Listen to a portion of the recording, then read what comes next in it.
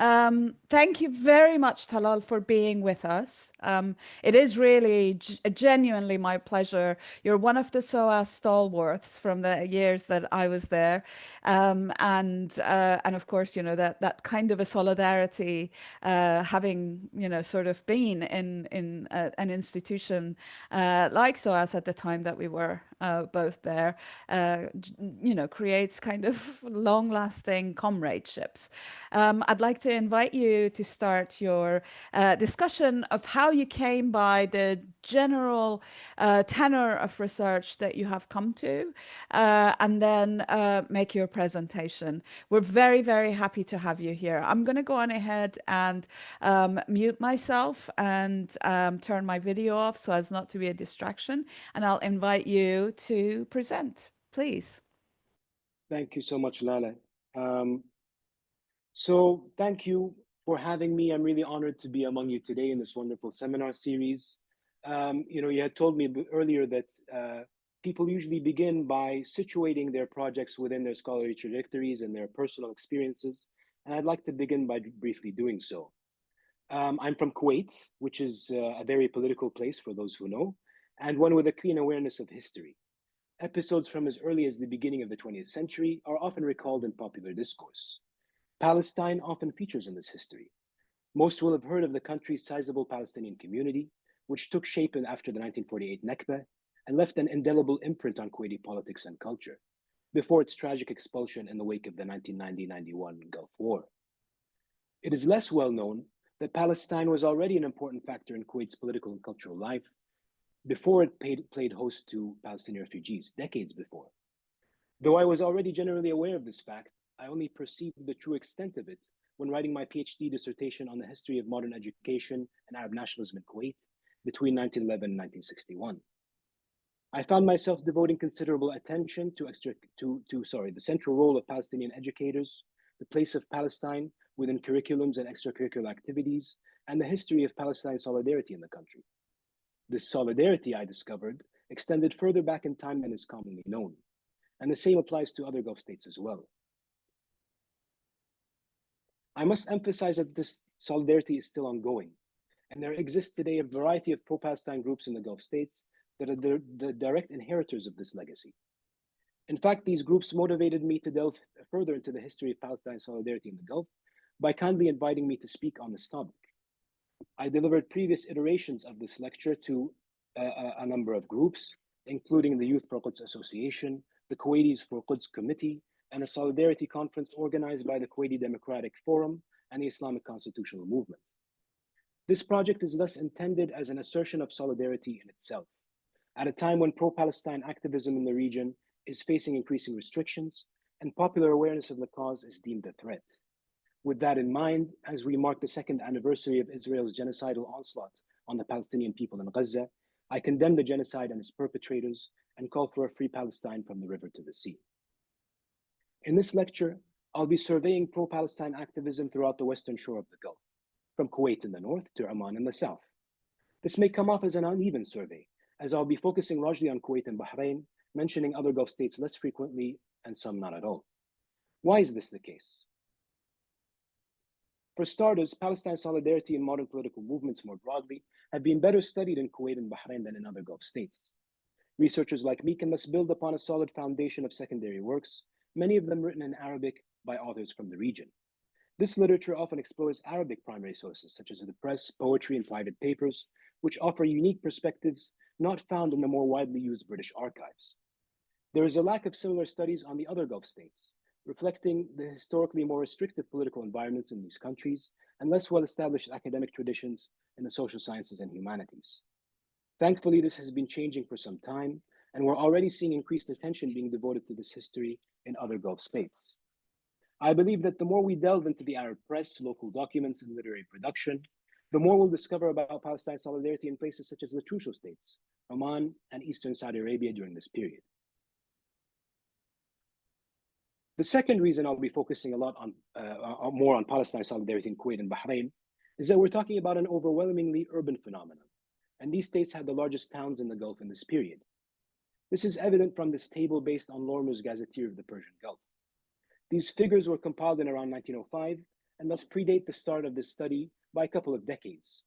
However, they give you an idea of the significant disparity in settlement size between the various Gulf states in the first half of the 20th century. In fact, the collapse of the pearl trade in 1929 only increased this disparity. Places such as Qatar and some of the Trucial states, whose economies were inordinately dependent on pearling, experienced dramatic population decline. Bahrain and Kuwait, on the other hand, were able to fall back on other economic activities like the transit trade and later oil.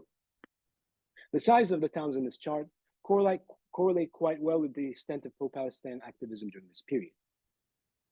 Kuwait, which witnessed some of the earliest and most intensive manifestations of Palestine solidarity, was the largest single settlement on either shore of the Gulf in the early 20th century, with 35,000 residents.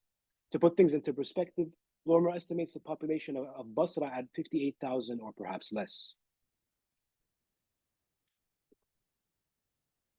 Turning to Bahrain, if we combine the populations of Manama, Muharraq, and Hidd, which are quite close together, we get a figure of 53,000, a significantly larger urban population than Kuwait. Bahrain competed with Kuwait as the center of pro-Palestinian activism in the Gulf, eventually overtaking it in the 1940s. Next on the list, we have Sharjah, which would soon be eclipsed by Dubai further down the list. Only 7 miles apart, we'll see that pro-Palestine activism in these two towns overlapped. Below Sharjah, we have the Omani towns, Matrah, twin city to the capital Muscat, further below, followed by the substantial eastern town of Sur. These 9 odd towns, all trading and or pearling ports, form the setting for the events described in this paper. As a side note, you'll notice the absence of large coastal towns in what would become Saudi Arabia's eastern province, apart from Qatif. I should clarify that I've excluded the large inland oasis of Al-Hassa. The towns that would comprise today's Dammam metropolitan area would not exist until the 1920s, and only became populous settlements in the 1940s with the development of the oil industry. Why is it that Palestine solidarity in the Gulf states was a mostly urban phenomenon? Answering this question allows us to outline the social, ideational, and material underpinnings of this activism.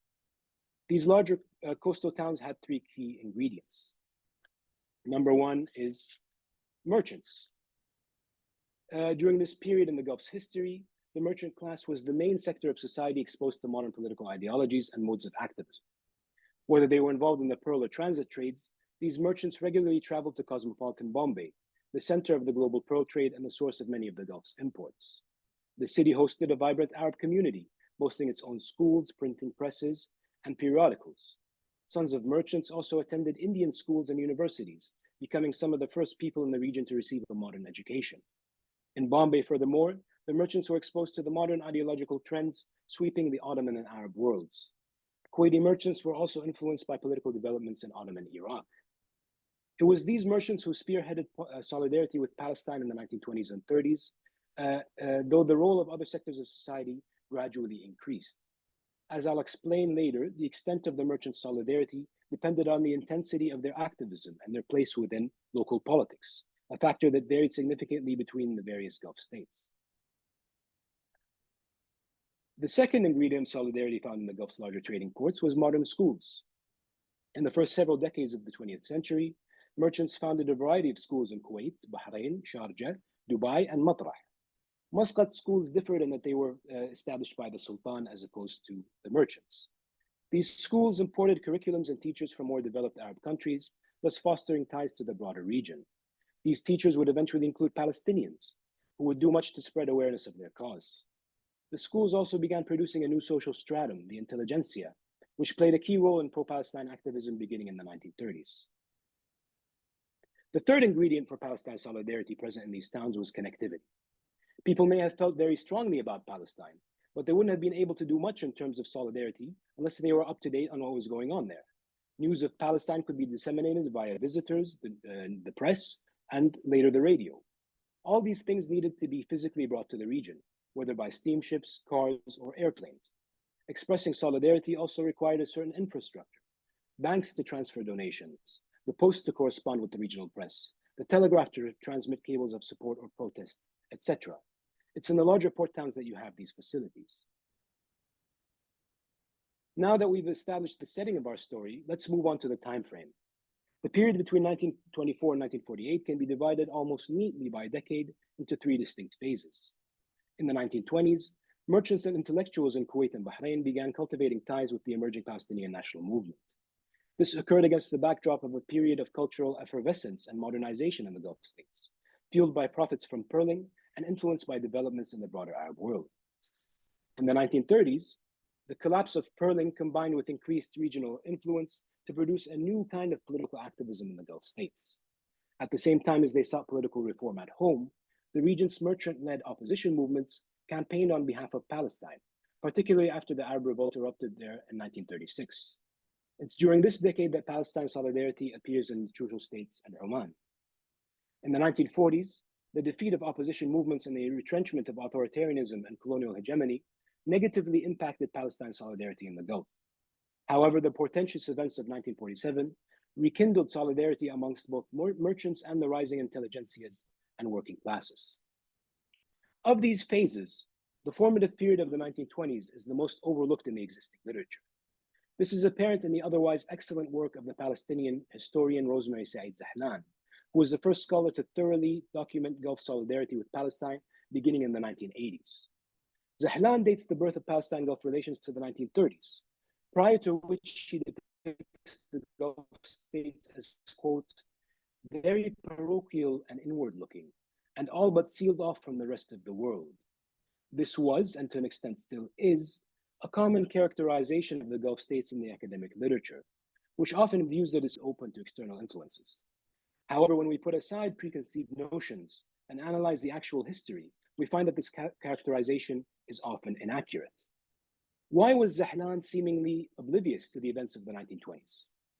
The reason was her almost exclusive reliance on British imperial archives, which don't happen to contain much information on these developments. To appreciate the roots of Gulf solidarity with Palestine in the 1920s, we must turn to Arabic sources, the regional press, memoirs, literary production, and local documents. It is here that we encounter the voices of activists from the region, as opposed to intelligence reports compiled by colonial agents. In fairness to Zahlan, many of these sources are more readily available today than in her time, and I'm by no means minimizing the huge debt I owe to her pioneering work. Palestine Gulf ties emerged in the 1920s in a particular socioeconomic context. Between the late 1880s and the outbreak of the First World War, the pearl trade, which formed the mainstay of the region's economy, was flourishing. This led Gulf coastal towns to expand dramatically and made their merchants quite rich. The First World War caused the pearl market to crash, and though prices rallied somewhat in the 1920s, they never again reached their pre-war value. In 1929, the pearl trade would be decimated once and for all by a combination of the Great Depression and the introduction of the Japanese cultured pearl. The 1920s can thus be characterized as the twilight or perhaps the afterglow of the pearl boom, a time when there was still enough cash around to fund schools and the merchants' other philanthropic projects. Another important development that occurred in the 1920s were huge advancements in transportation and communication, which helped create what Albert Hourani calls a shared world of taste and ideas among the Arabs. During this decade, a new road network extended across the Fertile Crescent, reducing travel time between Iraq and Syria from a month to less than a day. This in turn facilitated the distribution of periodicals and books published in Egypt and the Levant, whose production increased during this period. These developments had a direct bearing on the Gulf, which became connected to the trans-regional road network with the completion of the Kuwait-Zubair motor route in 1928, Zubair being a town just south of Basra. In both Bahrain and Kuwait, consumption of the Arab press increased greatly in the 1920s, and it was during this time that the first commercial bookshops opened their doors in these states. The combination of pearl money and new ideas from the broader Arab world produced an unprecedented modernist cultural movement in Kuwait and Bahrain in the 1920s. This movement was based on merchant-led charitable initiatives, mainly schools, but also public libraries, scholarships, etc., with literary clubs playing an especially important role. In this table, you'll see a summary of such activities in Kuwait in the 1910s and 20s. As indicated, many of these developments were first in Kuwaiti history. It must be emphasized that this cultural activity was also very much political in nature. For instance, the Maraghiya and Ahmadiyya schools and the Arab Cultural Association were founded as Islamic modernist projects with clear Arabist overtones. The latter had ties to Talib al-Naqib's Arabist movement in Basra and was shut down by Kuwait's ruler for its pro-Ottoman and anti-British stance. Here's a similar table for Bahrain.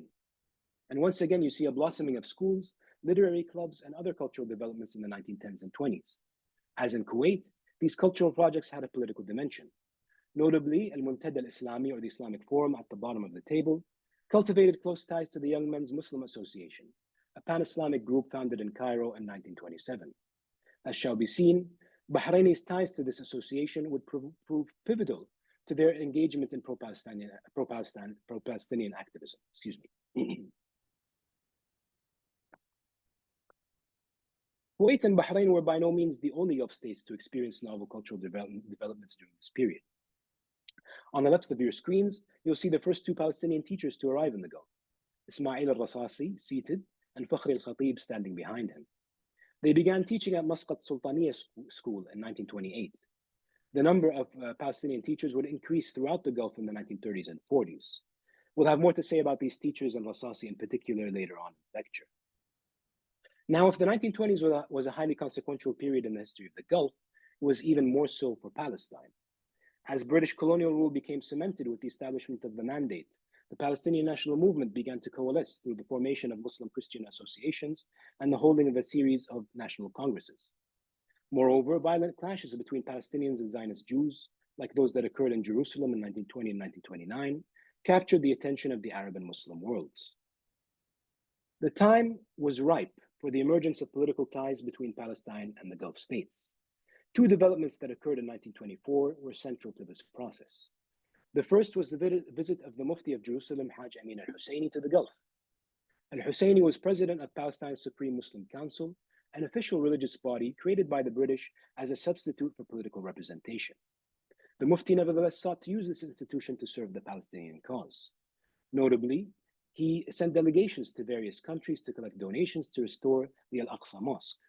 These delegations had an ulterior motive, which was to form a network of ties with Muslim governments and peoples from which the Palestinians could derive support. Al-Husseini himself headed some of these delegations, including one that toured Iraq before continuing on to the Gulf, stopping at Muhammara in southwest Iran, followed by Bahrain and Kuwait. An Egyptian newspaper later published a breakdown of the donations collected for the Al-Aqsa renovation project.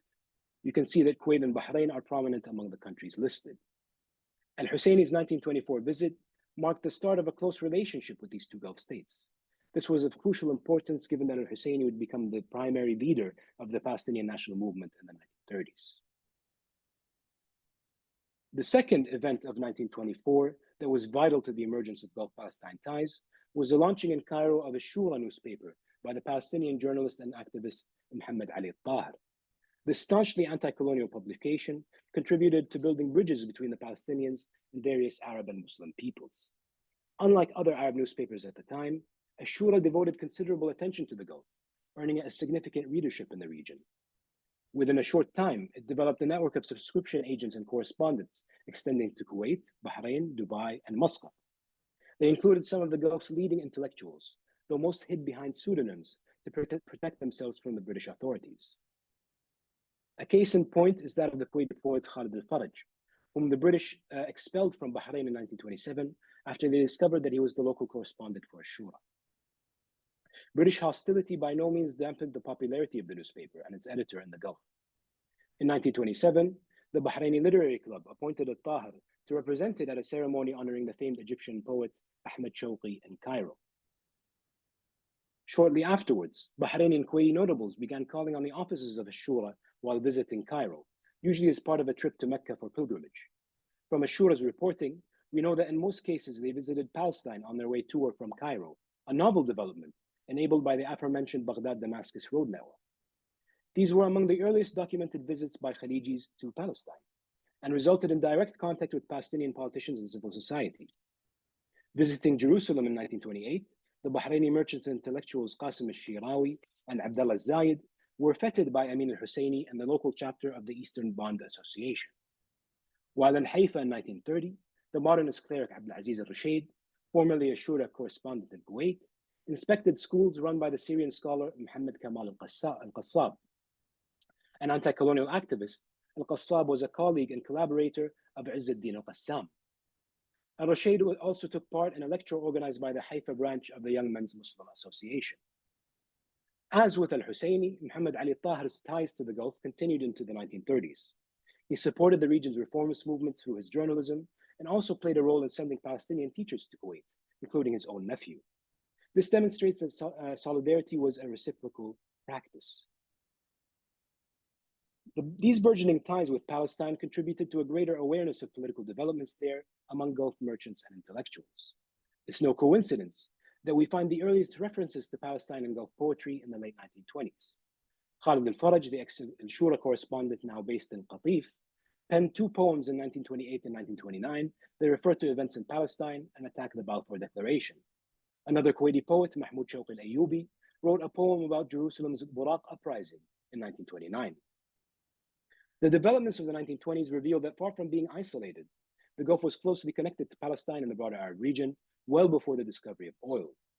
Through the visits of personages like al-Husseini and the circulation of newspapers like al-Shura, merchants and intellectuals in the region not only kept abreast of political developments in Palestine, but also began to actively assert their solidarity with the cause. Let's now turn to the second phase in the development of solidarity with Palestine in the Gulf, the 1930s, when pro-Palestine activism was most organized, intensive, and widespread throughout the period under study. Several factors account for this upsurge. To begin with, the increased contact between the Gulf and the broader Arab world that we saw in the 1920s intensified during this period. Transport and communications within the region continued to improve, with perhaps the most momentous development being the introduction of Arabic radio broadcasting in the mid-1930s. Increased consumption of regional media facilitated the dissemination of Islamist and Arab nationalist ideology in the Gulf. Particularly influential were the propaganda activities of neighboring Iraq, which became a regional center for pan-Arabist and anti-colonial activism during this period. As in the 1920s, the people of the Gulf were not just passive consumers of ideas from the Arab world, but active participants in regional political networks. Within this context, events in Palestine began to have an increased impact on the Gulf's inhabitants. This became most apparent after the eruption of the Arab Revolt in Palestine in 1936, an epic anti-colonial uprising which inflamed the passions of Arabs and Muslims everywhere. The Palestinians formed the Arab Higher Committee to lead the revolt, appointing Amin al-Husseini as its head. Al-Husseini now began seeking assistance from the various governments and peoples he had cultivated ties with beginning in the 1920s. At the same time as news and ideas from the Arab world were having a greater influence in the Gulf, the region was in the throes of profound socioeconomic upheaval. The collapse of the pearl trade had a destructive impact on the merchant class, not to mention the wider population. By a remarkable stroke of luck, the region began transitioning almost immediately to a new economic order. Oil was discovered in Bahrain in commercial quantities in 1932 and began to be exported 2 years later. Kuwait became the next Gulf state to strike oil in 1938, though production was delayed until after the end of the Second World War. Oil rents now began to empower ruling sheikhs at the expense of the merchant class. In response to these developments, merchants in Kuwait, Bahrain, and the Trucial states began to mobilize in pursuit of political reform. They allied with the other social elements, including disaffected ruling family members, the expanding intelligentsia, and in the case of Bahrain, the nascent working class. This merchant-led opposition culminated in the 1938 Majlis movements, which started in Kuwait before spreading to Dubai and then Bahrain.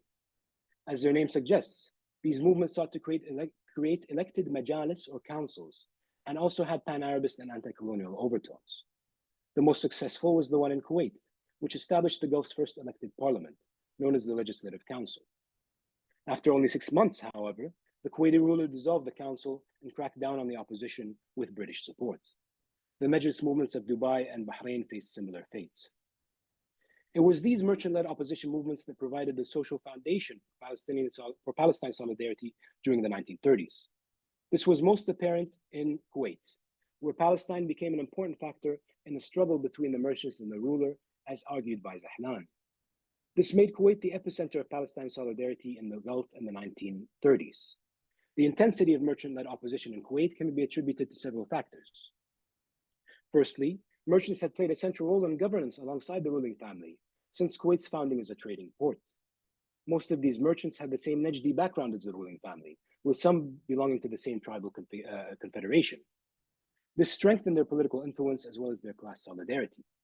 By contrast, in other Gulf states, merchants had diverse ethno-sectarian backgrounds or hailed primarily from minority communities, making it harder for them to act cohesively and challenge rulers. Another factor that strengthened merchant-led opposition in Kuwait was support from the Iraqi government, which was then pursuing a pan-Arabist and irredentist policy targeted particularly at Kuwait, but also other Arab states. Proximity to Iraq also allowed Kuwaiti merchants and intelligentsia to more easily access Arab nationalist networks spanning the Fertile Crescent.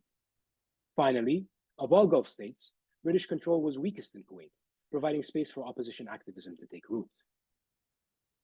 It was for these reasons that Kuwait was the only Gulf state to witness pro-Palestine activism in the first half of the 1930s.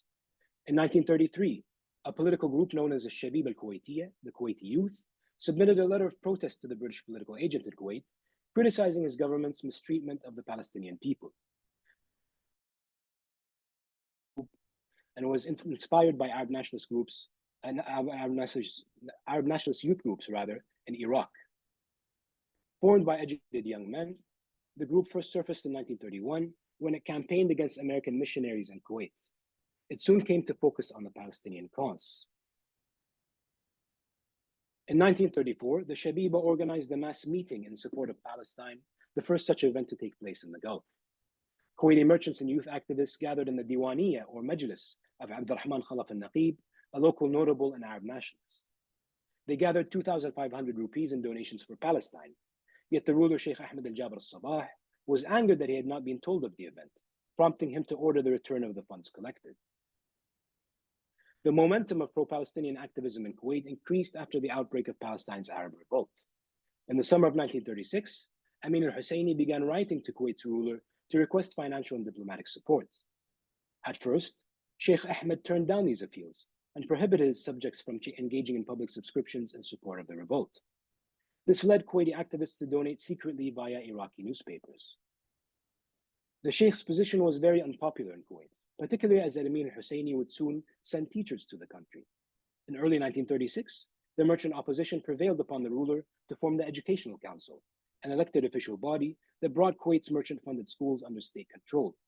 The council, which was dominated by pan-Arabist merchants, requested al-Husseini's assistance in employing Palestinian teachers.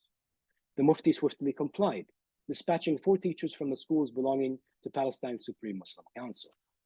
These teachers did much to modernize education in Kuwait and spread awareness of the Palestinian cause. As in the case of the journalist al-Tahir, this episode demonstrates that solidarity was often a two-way street. In October 1936, the Kuwaiti merchants flouted the ruler's restrictions by forming a fundraising committee for Palestine, convening a meeting of 150 people in which speeches were delivered. 7,500 rupees were raised, and the daughter of a merchant family, Shaha Hamad al-Sagir, even donated a building she owned in the town market. The British political resident observed that the sheikh, who would have incurred serious odium had he tried to interfere, left for hunting shortly before the meeting. Despite the ruler's initial reluctance, contact between Kuwait and the Arab Higher Committee in Palestine continued. In late 1936, a delegation from the committee even visited Kuwait, headed by the pan-Arabist intellectual Muhammad Izzat Darwaza. Sheikh Ahmed now cordially received the delegation, expressing his support for the Palestinian cause. Merchants and youth activists, of course, also offered a warm welcome. In July 1937, a grave development spurred the Kuwaitis to intensify their activism. A royal British commission headed by Lord Peel recommended the partition of Palestine between Arabs and Jews. That same month, a group of Kuwaiti notables sent telegrams protesting the partition plan to the League of Nations and the British government. After about a month, a deputation of merchants visited Sheikh Ahmed and convinced him to send his own telegram of protest to London. The merchants' pressure prompted Sheikh Ahmed to go even further. And in September 1937, he appointed the Iraqi politician Naji Suwaidi to represent him at the Blue Dawn Conference in Syria. This meeting was organized by al-Husseini and Syrian Arab nationalists to rally regional support for the Palestinian cause. Arab governments largely stayed away from the meeting, which makes Sheikh Ahmed's participation even more remarkable.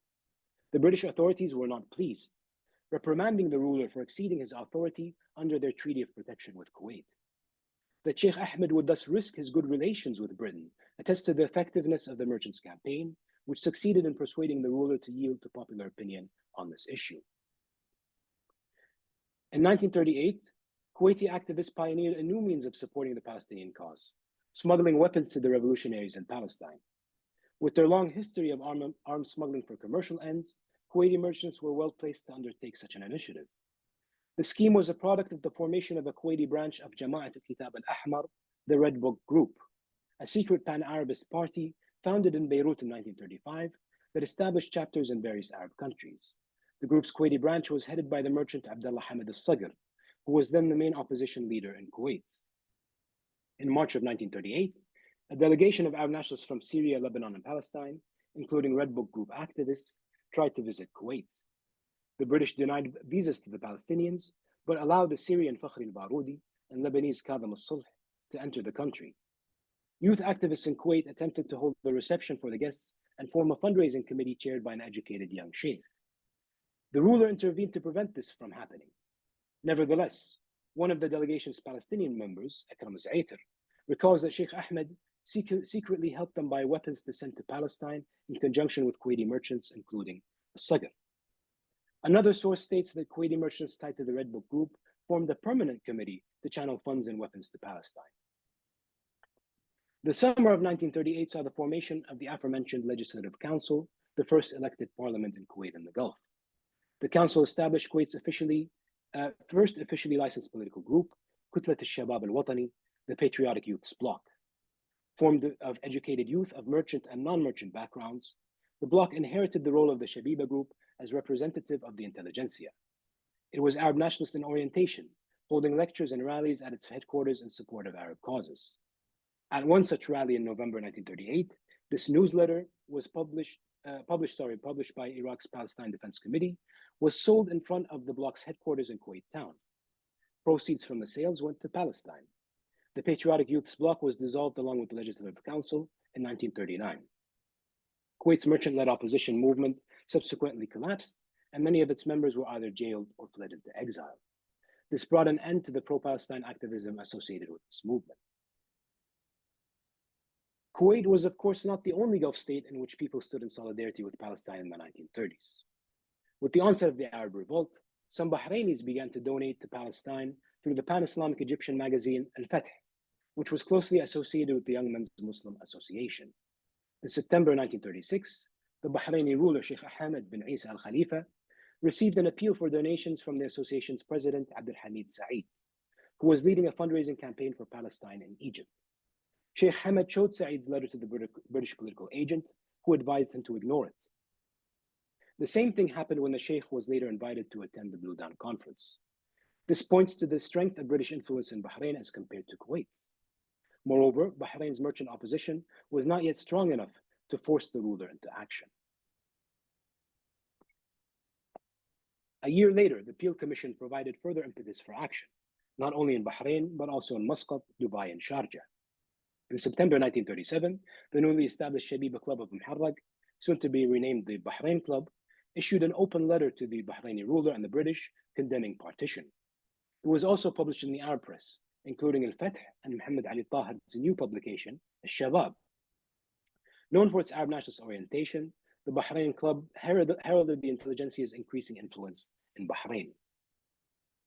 That same month, Al-Fath and Al-Shabab reported that around 50 notables and ulama in Muscat had signed a telegram to the British government protesting the Peel Commission's partition plan.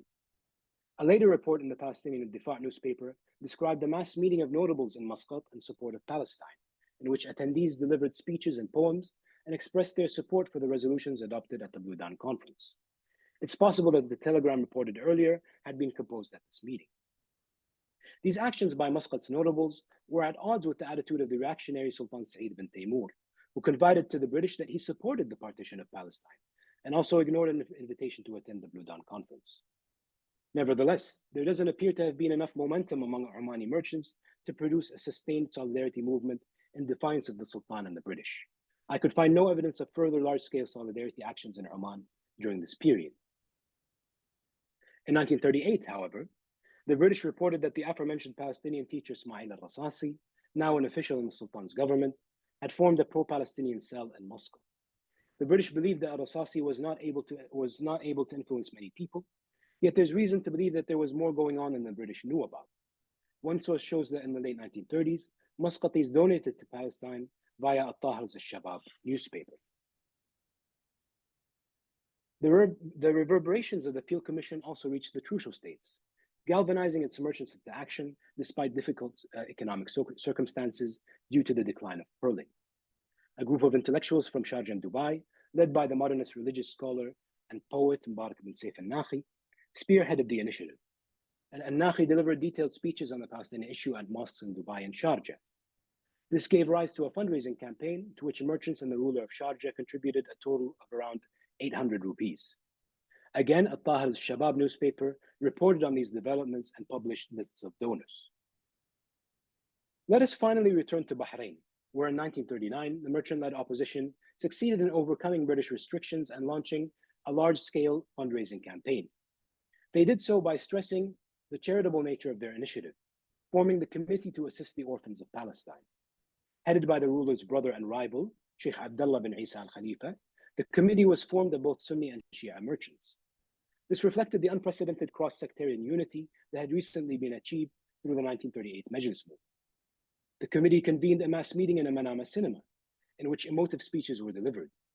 Over the coming weeks, a large sum of around 19,000 rupees was collected, with contributions from ruling family members, merchants, and clubs. This demonstration of unity convinced the once reluctant ruler to donate as well. Even people from the town of al-Khubar contributed. This is the earliest example I could find of Palestine solidarity in Saudi Arabia's eastern province.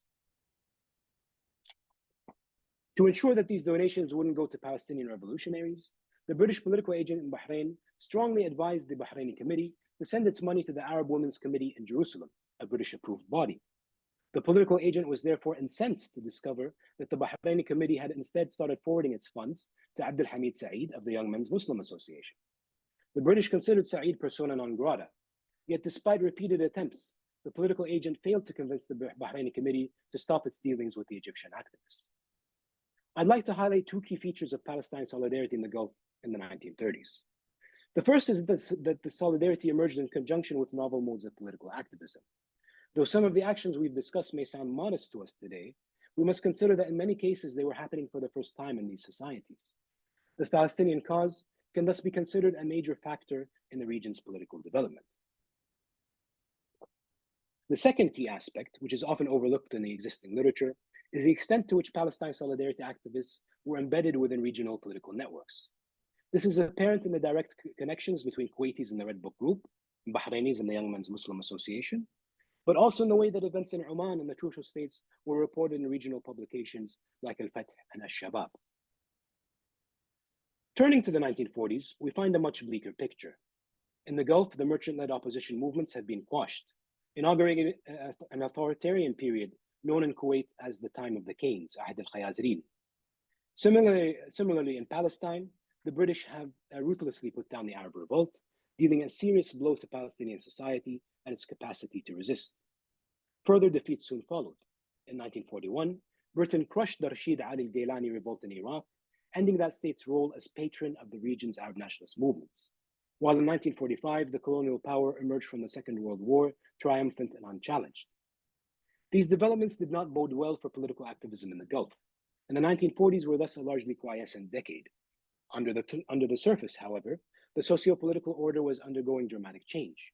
The new social forces, the intelligentsia and the working class, were increasingly asserting themselves, and transnational political groups like the Muslim Brotherhood made their debut in the Gulf.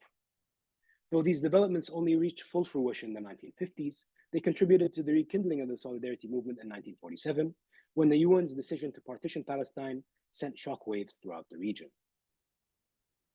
While Kuwait had been the center of Palestine solidarity in the 1930s, this role now fell to Bahrain. Before we examine developments there, let's first summarize events elsewhere in the Gulf, which reveal the authoritarian environment of the time and the reduced scope of action for Palestine solidarity activists. Sometime in late 1947, Saudi activist Nasser al-Said recalls leading what was probably the first pro-Palestinian demonstration in the eastern province. Oil workers gathered in Ras Tanura to decry partition and demand that oil shipments to the US and UK be stopped. According to al-Said, the protest ended with the ringleaders being arrested and caned. In Oman, meanwhile, the Sultan allowed Ismail al-Rasasi to gather donations, but only from the merchants of Sur, nowhere else. In Kuwait, the British reported that Sheikh Ahmed al-Jaber threatened would-be young demonstrators and their parents with, quote, a sound flogging if they tried anything. Despite this, some secondary school boys mounted a small protest that ended uneventfully. Kuwaiti merchants were allowed to organize a series of successful fundraising drives, yet the ruler is reported not to have contributed. In Bahrain, by contrast, opposition activism began to resurface during this period, motivated by the ever tightening British grip on the islands, and led in large part by the burgeoning intelligentsia. It was in this context that activists proclaimed a Palestine Day in early October 1947, a month after the partition plan was presented to the UN General Assembly. Shops in the bazaar closed their doors, and many people gathered in the Manama Mosque to hear speeches. At the end of the day, representatives of Bahrain's clubs met and agreed to raise money to help Palestinians maintain control of their land. This gave rise to the Palestine Aid Committee, made up of merchants and intelligentsia members. A month later, the committee organized a mass meeting during which a very large sum was raised. Committee members later toured Bahraini towns, villages, and schools to collect donations. Bahraini anger over Palestine reached a climax after the UN adopted the partition plan in late November. When the Arab Higher Committee in Palestine declared a 3-day strike in early December, Bahrainis heeded the call. For 3 consecutive days, the country's shops and schools shut their doors, and people from all sectors of society took to the streets of Manama. These mass demonstrations were a showcase of cross-sectarian unity, and probably the first time in the Gulf that women took part in such a protest. Unfortunately, on the 3rd day, the protests were marred by attacks on Bahrain's Jewish community. Despite the efforts of Palestine Aid Committee members to prevent them, people from what the British called the lower and tougher element of the town attacked and looted Jewish houses, shops, and the Manama synagogue. British and Bahraini accounts alike portray these attacks as the actions of an opportunistic minority, highlighting that many Bahrainis sheltered their Jewish neighbors. Charles Belgrave, the ruler's British advisor, remarks that even the most rabid anti-Zionists disapproved of what had happened. Nevertheless, the British and local authorities seized this opportunity to ban further protests, deploying security forces on the streets when the British mandate for Palestine expired in May 1948. On this occasion, only the teachers of the Manama Girls' School dared to go on strike. The demonstrations of 1947 did, however, reveal the potency of people power, and they were the first of many such mass protests to rock Bahrain in future decades. A final act of solidarity that must be mentioned is the participation of volunteers from the Bahraini branch of the Muslim Brotherhood in the fighting in Palestine, an episode about which unfortunately little is known. The 1948 war, of course, ended in the Palestinian Nakba. It is well known that this event had a transformative impact throughout the Arab world, sowing the seeds of future political change. Does this apply to the Gulf as well? In late 1948, Constantin Zreiq, the Pan-Arabist thinker and professor at the American University of Beirut, published a book entitled Ma'na al-Nakba, or the meaning of the catastrophe. The book, which associated the term Nakba with the Palestinians' displacement, speaks of the profound confusion and disquiet these events provoked in the minds of Arab youth. Prophetically, he writes, "This disquiet is not all bad, as it spurs questioning and reckoning that may blaze new paths towards the future." At the time, Zureyq was mentoring a group of students at the AUB, including a Kuwaiti by the name of Ahmed al-Khatib. With his fellow medical students, the Palestinians George Habash and Wadi Haddad, al-Khatib volunteered to treat Palestinian refugees and was deeply moved by this experience.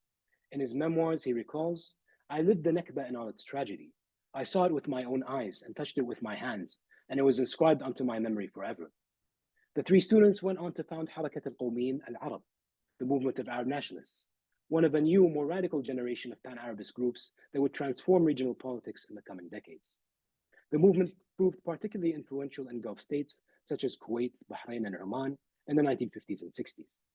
In these decades, intelligentsia-led groups like the movement of Arab nationalists took over from the merchants as leaders of Palestine solidarity in the region. People from the Gulf did not have to be studying in Beirut to feel the impact of the Nakba and be inspired to blaze new paths towards the future, as Zureyq put it. In faraway Sharjah, the ruler's young son, Sheikh Sagr bin Sultan al-Qasmi, delivered a series of fiery speeches at town mosques in late 1947 and early 1948. Palestine would become central to Sagr's poetry and to his ideological makeup as a Pan-Arabist and opponent of British imperialism. When he succeeded his father as ruler in 1951, Sagr set about developing his sheikhdom through cooperation with Arab states, rather than contenting himself with the occasional British handout. Palestinian teachers subsequently played a central role in building Sharjah's educational system, helping to make the emirate a cultural leader among the crucial states. Sagr's Pan-Arabist tendencies put him on a collision course with Britain, which ultimately unseated him in a palace coup in 1965 after he dared to defy the colonial powers' directives to reject development aid from the Arab League. These are but two examples of how the echoes of the Nakba reverberated in the Gulf, shaping the region's future. And with that, I will conclude. Thank you very much.